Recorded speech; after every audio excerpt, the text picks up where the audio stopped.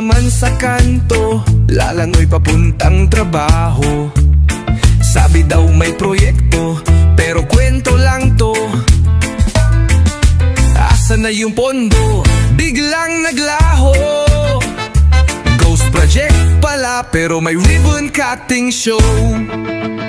Oh, flood control, taong bayan niloloko.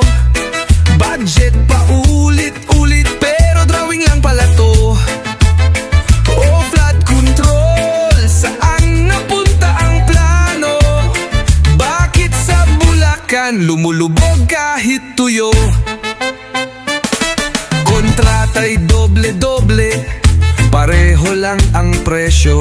Substandard na materyales, parang naglalaro. Mga opisyal, puro speech at photo, pero kulang sa inspection, binabaha pa rin ang tao. Oh, flood control, taong bayan niloloko.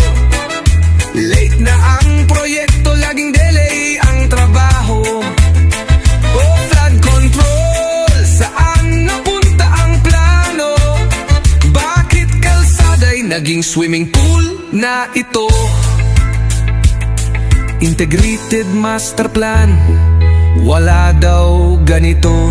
Mga buwaya sa pwesto, sa corruption magaling magplano.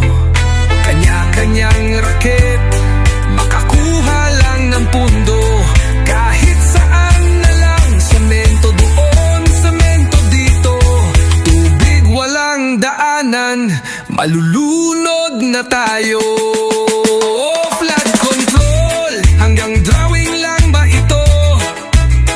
Pondo'y lumalanggoy, di makita kung saan tumakbo. Oh, flood control, kami lagi lumulubog, habang bulsa nila ay busog. Mga tao naman nalulunod. Kung may baha, huwag kang mag-alala, may libreng swimming pool sa gitna ng kalsada.